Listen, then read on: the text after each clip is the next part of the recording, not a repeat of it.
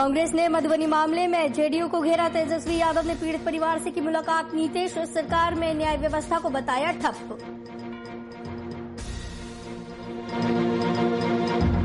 बिहार के पूर्व सीएम लालू प्रसाद यादव की नहीं हुई सुनवाई। सीबीआई कोर्ट में फिजिकल कोर्ट पर लगी रोक। 9 अप्रैल को होगी अगली सुनवाई।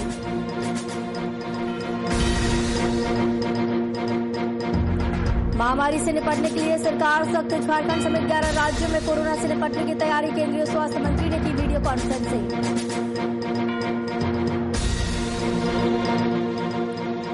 शादी और श्राद्ध जैसे कार्यक्रमों में तय सीमा। डिजास्टर मैनेजमेंट एक्ट के 2005 के चलते कई फैसले लिए गए। सीएम सोरेन ने की गृह आपदा और कारागार विभाग के साथ समीक्षा।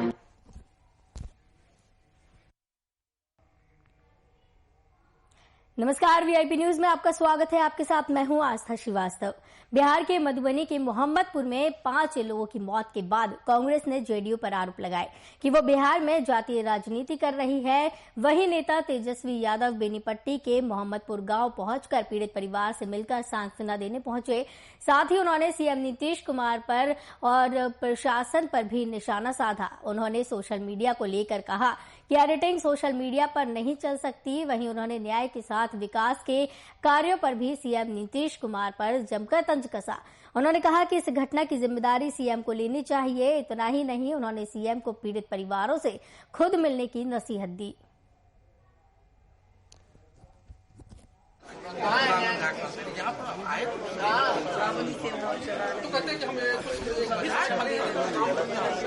कौन सा काम करते हैं? और आरसीपी टैक्स कलेक्शन 5 बार आरसीपी टैक्स कलेक्शन करते हैं। 5 बार आके डीजीपी क्या बताएगा? जो उसका एसपी बोलेगा वही उसको रिपोर्ट देगा। बीजेपी का क्या कहना है? मुख्यमंत्री की जिम्मेदारी है वोट देकर किसको बैठाया गया है? आकर के मिलना चाहिए। परिवार के लोगों की सुननी चाहिए, यहाँ के स्थानीय लोगों की सुननी चाहिए। लोकतंत्र है कि नहीं? ये देखिए, ये नरसंहार है। ये जो घटना है, इसको घटना को अंजाम दिया गया है पॉलिटिकल संरक्षण में। अपराधी जो है इतने बड़े घटना को अंजाम दिया है और जानबूझ करके सब कुछ किया गया है। जैसा कि हम लोग को पता चला है कि पुलिस प्रशासन यहाँ इतना नजदीक में, कितना किलोमीटर है मोहम्मदपुर? 3 किलोमीटर। और वहाँ जल्दी आया भी नहीं। जब यहाँ से लोग खबर कर रहा है, जो लोग सूचना दिया था 17 नवंबर वाला में भी संजय जी 17 नवंबर जो सूचना देता है उसको SC ST के तहत आप अरेस्ट करके पैर कटवाते हैं। यहाँ तो कानून नाम का चीज नहीं है। ये सुशासन है क्या जो देश की रक्षा करता है, देश के बॉर्डर पर रक्षा कर रहे हैं, और उसको भी आप होली के इसमें आप खून की होली खेल दिए। इस खबर की तमाम जानकारी के लिए हमारे साथ वरिष्ठ संवाददाता शशांक दुबे हमारे साथ जुड़े हुए हैं। शशांक, जिस तरीके से तेजस्वी यादव के द्वारा सरकार पर आरोप लगाए जा रहे हैं कि कोई कानून व्यवस्था यहां पर नहीं है, इस मामले पर क्या कुछ तेजस्वी यादव ने और कहा है?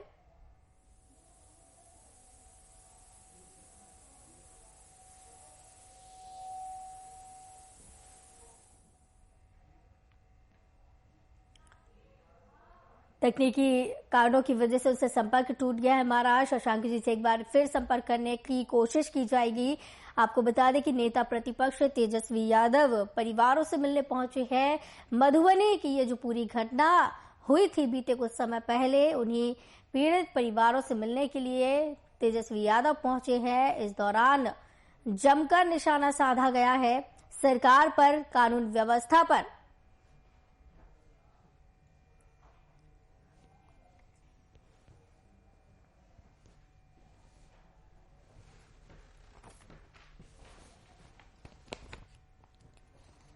बिहार में जातीय राजनीति करने की बात की जा रही है। जेडीयू पर गंभीर आरोप लगाए हैं। आरजेडी ने नेता प्रतिपक्ष तेजस्वी यादव बेनीपट्टी के मोहम्मदपुर गांव में पहुंचे हैं और परिवार को सांत्वना दी है। इस खबर की तमाम जानकारी के लिए हमारे साथ एक बार फिर वरिष्ठ संवाददाता शशांक दुबे जुड़ गए हैं। शशांक जी, तेजस्वी यादव के द्वारा लगातार सरकार को घेरने की कोशिश की जा रही है। मधुबनी का ये जो पूरा मामला देखा गया है, यहाँ पर भी तेजस्वी यादव राजनीति कर रहे हैं और सरकार को जमकर घेर रहे हैं। देखिए, तेजस्वी यादव नेता प्रतिपक्ष हैं आस्था, और नेता प्रतिपक्ष होने के नाते वो कल बेनीपट्टी में जो घटना हुई है वो मोहम्मदपुर गांव पहुंचे थे, और जो पीड़ित परिवार है, जिस परिवार से 5 लोगों की हत्या हो गई है, तो कहीं ना कहीं उससे मिलने पहुंचे थे वहां पर, और उन्होंने वहां मिलने के बाद परिवार को सांत्वना दी है और उन परिवार से कहा कि अगर सरकार आपके साथ नहीं खड़ी है तो तेजस्वी यादव आपके साथ खड़े हैं। कहीं ना कहीं उन्होंने ये दर्शाने की कोशिश की है कि बिहार सरकार पूरी तरह से कानून व्यवस्था के मामले में फेल है। उसके बाद उन्होंने जब पत्रकारों से बात की है तो उन्होंने सरकार को जमकर घेरा। सरकार को पूरे बिहार में कानून व्यवस्था के नाम पर सिर्फ ढोंग रखने का आरोप लगाया। उन्होंने कहा कि कानून व्यवस्था पूरी तरह से ध्वस्त है, अपराधियों का पूरी बोलबाला है, और जंगल राज जिसकी वो बात किया करते थे लालू साहब शासनकाल में, दरअसल असली जंगल राज यहाँ पर है। उसके बाद उन्होंने उस दिन के जो मोहम्मदपुर की घटना हुई उसको लेकर भी सरकार को घेरा और कहा कि सरकार कुछ लोगों को बचाने का शायद प्रयास कर रही है। यही कारण है कि इतनी बड़ी घटना, यानी 5 लोगों की, एक ही परिवार के 5 लोगों की हत्या हो जाती है, और उसको कहीं ना कहीं सरकार इतना देर से रिएक्ट करती है। तो पूरी तरह से उन्होंने सरकार को घेरा इस मामले को लेकर, और पीड़ित परिवार के साथ अपनी संवेदनाएं जताई हैं। जी, कहीं ना कहीं इस मामले से ऐसा प्रतीत होता है कि कानून व्यवस्था सरकार के दौर में सरकार में पूरी तरीके से ठप हो गई है। इतना बड़ा ये मामला हुआ, इतनी बड़ी ये घटना हुई है, फिर भी अगर देखा जाए तो कोई बड़े मंत्री यहाँ पीड़ित परिवारों से मिलने नहीं पहुंचे।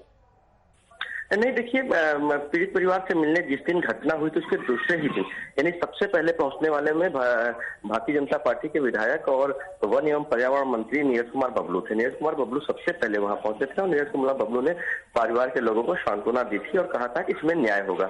देखिए, दरअसल मामले को लेकर एक नई तरह की राजनीति शुरू करने की कोशिश की गई, हालांकि वो बहुत ज्यादा सफल नहीं हुई है। मामले को जाति रंग देने की कोशिश की गई है कि ये 2 जातियों की बीच का मामला है, लेकिन दरअसल पूरी तरह से एक आपराधिक मामला है, और जिन लोगों ने हत्याकांड को अंजाम दिया है उनका ये काम जो आपराधिक करते हैं। तो कहीं ना कहीं जो FIR लॉज हुआ है, आस्था अगर उस पर ध्यान दिया जाए तो इस FIR में बड़ी संख्या में उस जाति के लोग भी हैं जिस जाति के लोगों की हत्या हुई है, और दूसरे जो प्रवीण झा और उनके परिवार के और अन्य लोग भी हैं। वैसे में कहीं से भी ये जाति झगड़ा नहीं दिखता है, लेकिन विपक्ष कहीं ना कहीं इस कोशिश में है कि इसको जाति रंग देने की कोशिश की जाए। हालांकि सरकार ने स्पष्ट कर दिया है, नीतीश कुमार ने खुद इस मामले पर बयान दिया है, और पुलिस मुख्यालय स्तर से पूरे मामले की मॉनिटरिंग की जा रही है। देखिए, मामले को सरकार ने जो हैंडल किया है, क्योंकि एक पूरी तरह से क्रिमिनल ऑफेंस है, एक जमीन का विवाद था, एक तालाब का विवाद था, और तालाब के विवाद में हत्या हुई है। लेकिन घटना के 1 सप्ताह के अंदर ही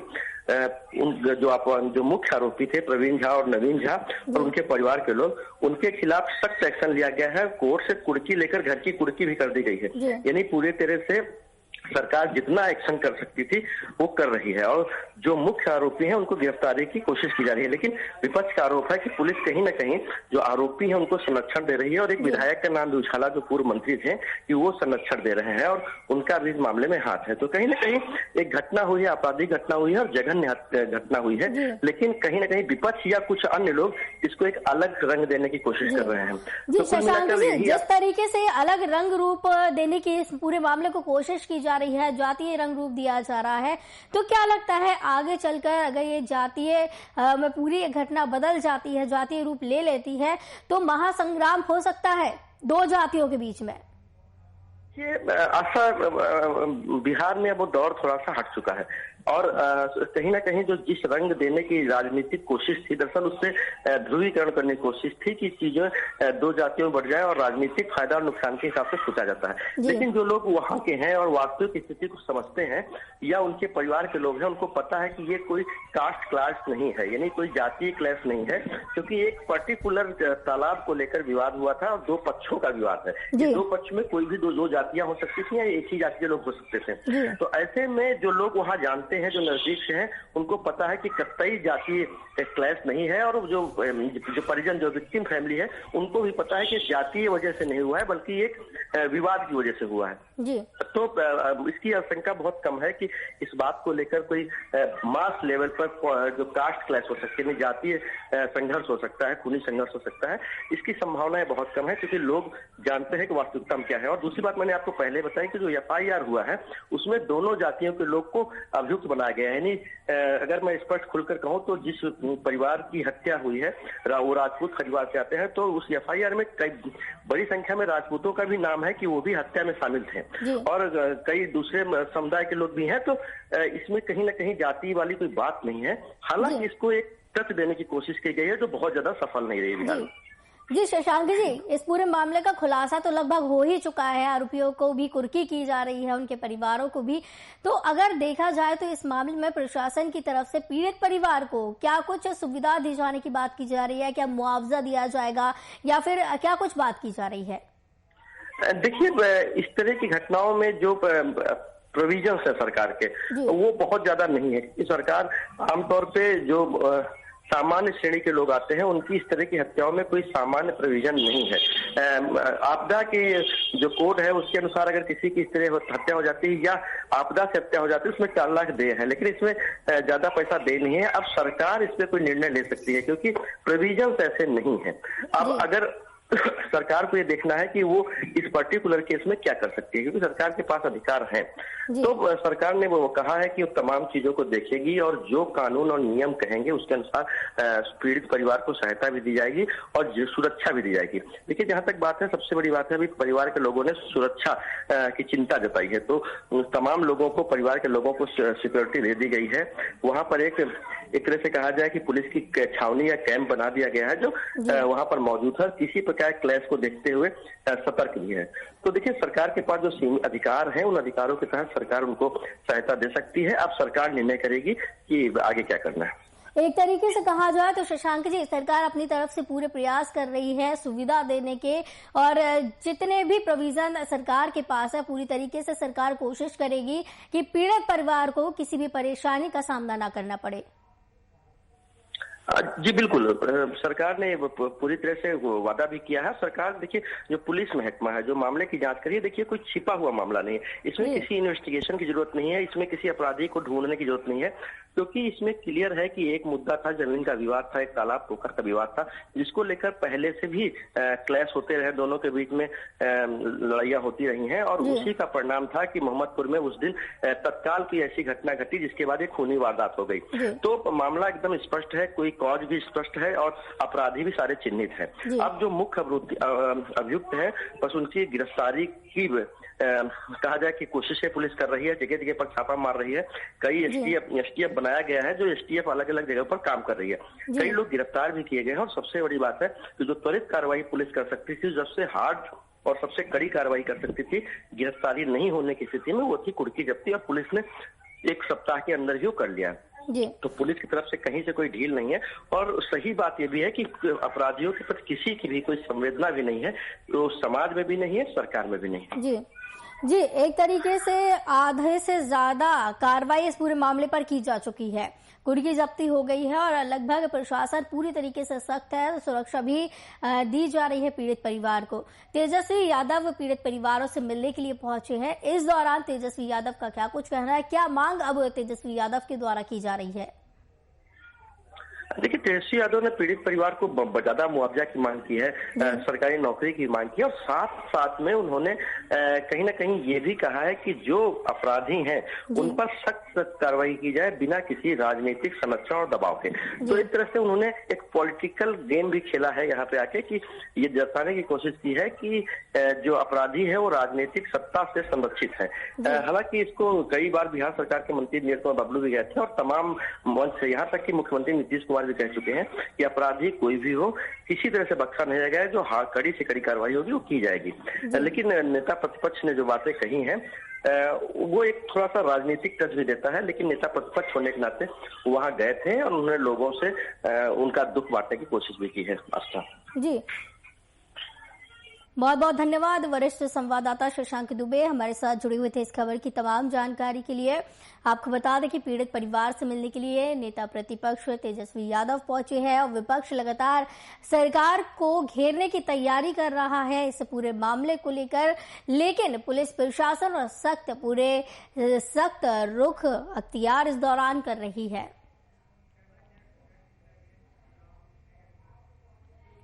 बिहार के पूर्व सीएम लालू प्रसाद यादव से जुड़े चारा घोटाले मामले में सुनवाई टल गई है। सीबीआई की विशेष कोर्ट में मामले की सुनवाई होनी थी, लेकिन कोरोना को देखते हुए सीबीआई कोर्ट में फिजिकल कोर्ट पर रोक लगा दी गई। सीबीआई के विशेष जज एसके शशि की विशेष अदालत ने सुनवाई के लिए 6 अप्रैल की तिथि निर्धारित की थी, लेकिन सुनवाई टलने के बाद अगली तिथि अब 9 अप्रैल तय की गई है। लेकिन अब कोरोना के बढ़ते खतरे को देखते हुए हाईकोर्ट ने भी सुनवाई टाल दी।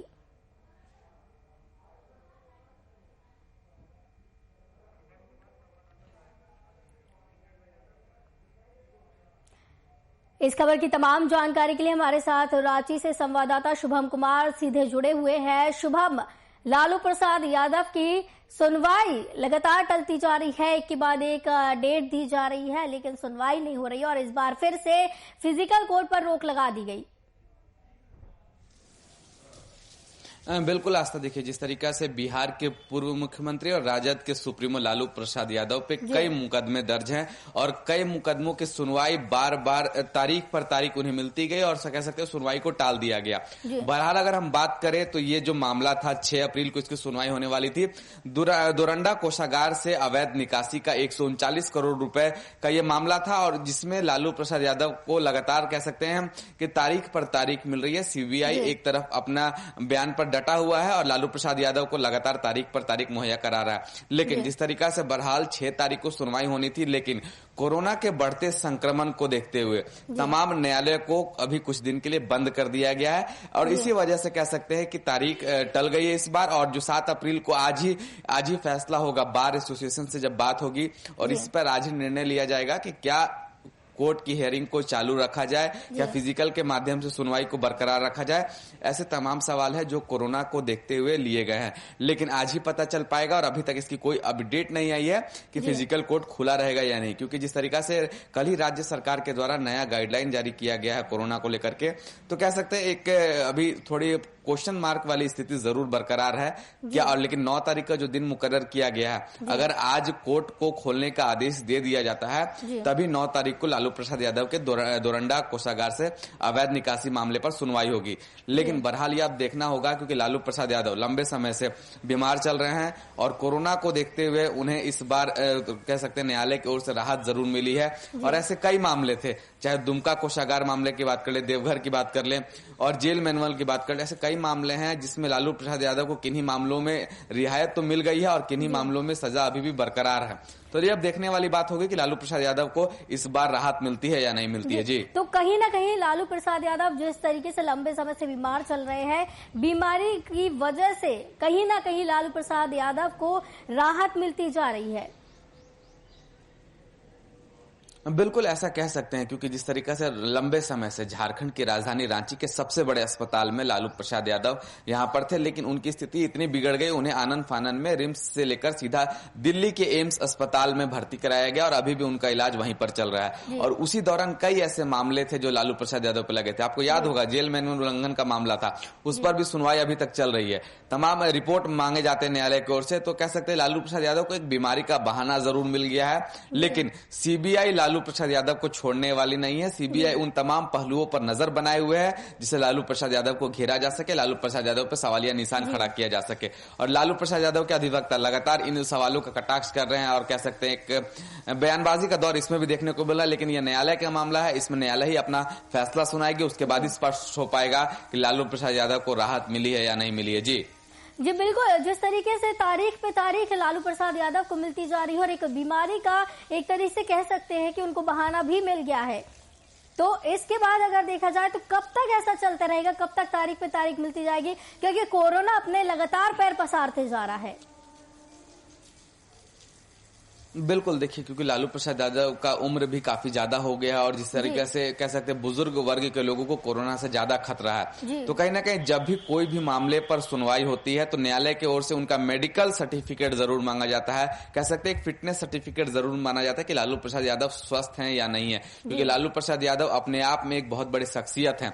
बिहार के पूर्व मुख्यमंत्री, राजद के कह सकते हैं सुप्रीमो है लालू प्रसाद यादव। तो कहीं ना कहीं तमाम राज्य की जनता उनकी सुनवाई के दिन का इंतजार करती है और एक उम्मीद की किरण रहती है कि लालू प्रसाद यादव बरी होते नजर आएंगे, लेकिन ऐसा अभी फिलहाल अभी कभी देखने को नहीं मिला इन दिनों में। और जब से कोरोना की शुरुआत हुई थी 2020 की बात कर ले, तभी जो तारीखों का टलना था तमाम मामलों में, चाहे वो दुमका कोषागार की बात कर ले, चाहे वो देवघर कोषागार की बात कर ले, चाहे वो दोरंडा कोषागार की बात कर ले, तमाम मामलों में कोरोना कहीं ना कहीं एक अड़चन बनकर जरूर सामने आया और जिसका फायदा कहीं ना कहीं लालू प्रसाद यादव को हुआ है। जी बिल्कुल। अगर जनता की बात की जाए तो जिस तरीके से आपने बताया कि जनता बेसब्री से उनकी सुनवाई का इंतजार करती है, जिस दिन उनकी सुनवाई होती है, उनकी दिनांक आती है, उस दिन जनता बेसब्री से इंतजार करती है कि कहीं ना कहीं लालू प्रसाद यादव अब बरी हो जाएंगे।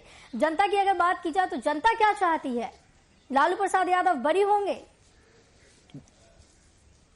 देखिए, लालू प्रसाद यादव के जितने भी समर्थक हैं वो भली भांति इस बात को जानते हैं और ये सभी जानते हैं और राज्य की जनता भी इस बात को जानती है कि लालू प्रसाद यादव एक लोकप्रिय नेता, एक लोकप्रिय मुख्यमंत्री और कह सकते एक बड़ा चेहरा के रूप में राजद की तरफ से और बिहार में आधा से ज्यादा आवाम जो कि लालू प्रसाद यादव को अपना पसंदीदा कह सकते हैं अभिभावक मानता है। और जिस तरीका से लालू प्रसाद यादव की अगर झारखंड की अगर बात कर ले तो झारखंड और बिहार की दोनों जनता लालू प्रसाद यादव को लेकर बहुत ही कह सकते हैं चिंतित जरूर नजर आती है, क्योंकि जब भी सुनवाई का जब दिन आता है तो अधिवक्ता के घर के बाहर की बात कर ले, क्योंकि कोरोना के कारण तमाम सुनवाई वर्चुअल के माध्यम में हुए थे, अधिवक्ता अपने घर से ही कोर्ट से जुड़े रहते थे, तो अधिवक्ताओं के घर के बाहर एक कह सकते समर्थकों की लंबी कतार लगती थी कि उनका सुप्रीमो बिहार का पूर्व मुख्यमंत्री एक बार फिर जेल से बाहर आते हुए नजर आएगा। तो कह सकते हैं एक उम्मीद की किरण जरूर बरकरार रहती है, लेकिन जब तारीख टल जाती है तो कार्यकर्ताओं को निराशा, समर्थकों को निराशा जरूर हाथ लगती है। जी शुभम जी, जिस तरीके से तारीख पे तारीख मिल रही है, अगर ऐसा कोई दिन आता है लालू प्रसाद यादव बरी हो जाते हैं जैसा उनके कार्यकर्ता चाहते हैं, उनके समर्थक चाहते हैं, तो क्या वापस राजनीति में लालू प्रसाद लौट सकते हैं? बिल्कुल आस्था, ये दौर आपको याद होगा जब बिहार में चुनाव हुए थे तो लगातार कह सकते हैं राजद की तरफ से तमाम समर्थक लालू प्रसाद यादव से शनिवार का दिन निर्धारित किया गया था जेल मैनुअल के हिसाब से कि 3 लोग मिल सकेंगे। लोग मिलते थे, सलाह मशवरा होता था बिहार चुनाव के बारे में, तो कह सकते हैं मास्टरमाइंड राजद के अभी भी लालू प्रसाद यादव बरकरार हैं और कोई भी निर्णय लालू प्रसाद यादव से पूछकर ही लिया जाता है। तो एक अहम भूमिका है क्योंकि राजद के सुप्रीमो है और एक सकते हैं एक बड़ा कार्यभार आज भी लालू प्रसाद यादव कहीं ना कहीं संभाल रहे हैं राजद को लेकर। जी बहुत बहुत धन्यवाद शुभम कुमार, संवाददाता हमारे साथ इस खबर की तमाम जानकारी के लिए रांची से सीधे जुड़े हुए थे। तो आपको बताते चले कि लालू प्रसाद यादव की लगातार तारीख पे तारीख बढ़ती जा रही है। कोरोना को देखते हुए फिजिकल कोर्ट पर रोक लगा दी गई। अब आज फैसला आएगा, कोर्ट खुलेगा या नहीं खुलेगा, जिसके बाद 9 तारीख जो तिथि दी गई है सुनवाई के लिए, फिर तय किया जाएगा कि 9 अप्रैल को लालू प्रसाद यादव की सुनवाई होगी या नहीं होगी। केंद्रीय स्वास्थ्य मंत्री डॉक्टर हर्षवर्धन ने झारखंड समेत 11 राज्यों से कोरोना से निपटने की तैयारी और वैक्सीनेशन को लेकर वीडियो कॉन्फ्रेंसिंग के जरिए बात की। बैठक में झारखंड की ओर से स्वास्थ्य मंत्री बन्ना गुप्ता शामिल हुए। बैठक के बाद मंत्री ने मीडिया से बातचीत की, जहां उन्होंने केंद्रीय स्वास्थ्य मंत्री से हुई बातचीत को साझा किया। आपको बता दें, स्वास्थ्य मंत्री ने केंद्र सरकार से कोरोना के 10 लाख वैक्सीन के डोज मांगे हैं। साथ ही उन्होंने राज्य में वैक्सीनेशन से संबंधित जानकारियां भी साझा करते हुए बताया कि कोवैक्सीन के 41,000 के टारगेट में से लगभग 22,000 लोगों को वैक्सीन दिया जा चुका है। लगातार जनता को वैक्सीन दिया जा रहा है। कोरोना से बचने के सभी तरीके के कदम उठाए जा रहे हैं सरकार की तरफ से। सरकार से 10 लाख वैक्सीन की मांग की गई है। स्वास्थ्य मंत्री बन्ना गुप्ता इस दौरान वीडियो कॉन्फ्रेंसिंग में शामिल रहे। बेगूसराय में बीते 4 अप्रैल को छत्तीसगढ़ के बीजापुर में नक्सली हमले में शहीद सैनिकों की याद में बलिया के जाप कार्यकर्ताओं ने कैंडल मार्च निकालकर श्रद्धांजलि अर्पित की। तो वहीं श्रद्धांजलि के दौरान 2 मिनट का मौन रखकर शोक सभा की गई। पूर्व सैनिक संतोष कुमार राय ने इस पूरे हमले को दुर्भाग्यपूर्ण बताया। मौके पर जाप कार्यकर्ता मौजूद रहे। कैंडल मार्च निकालने का तात्पर्य श्रद्धांजलि देना होता है, लेकिन वास्तविक स्थिति में देश के जवानों की जो स्थिति है, आओ हवा है, वो उनके योग नहीं है, उनके भावनाओं के योग नहीं है। राजनीतिक परिवेश का शिकार हो रहे हैं वो। इस प्रकार से नरसंहार जो हुआ है वो मानवता को तार तार कर दिया है। वो सैनिक थे, वास्तविक में हमारे परिवार के हिस्सा थे, हमारे भाई थे, हमारे बेटा थे, लेकिन जिस प्रकार से राजनीतिक परिवेश उनको निगल रहा है, देश की स्थिति को निगल रहा है, ये हमारे देश के लिए ठीक बात नहीं है। जो हुआ है उसके साथ संवेदना है, लेकिन जो कर रहे हैं उनके प्रति ईर्ष्या नहीं देखी जाती है हमारे समाज में। आपको बता दें कि बेगूसराय से मामला है। कई जाप कार्यकर्ता इस दौरान मौजूद रही है। मुंगेर में बीती रात हुए सड़क हादसे में एक युवक की मौत हो गई। घटना जिले की तारापुर सुल्तानगंज मुख्य मार्ग के रणगांव चौक की है, जहां तेज रफ्तार ट्रक की चपेट में आने से एक युवक की मौके पर मौत हो गई, तो वहीं 2 अन्य लोग गंभीर रूप से घायल हो गए।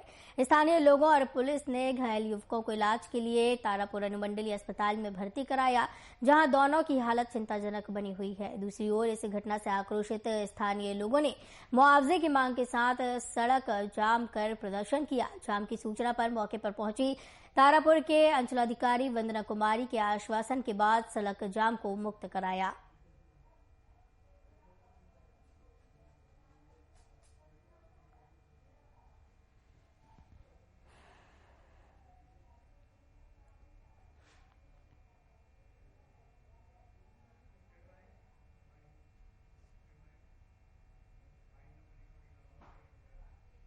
वीआईपी न्यूज के बुलेटिन में फिलहाल इतना ही। मुझे दीजिए इजाजत। नमस्कार।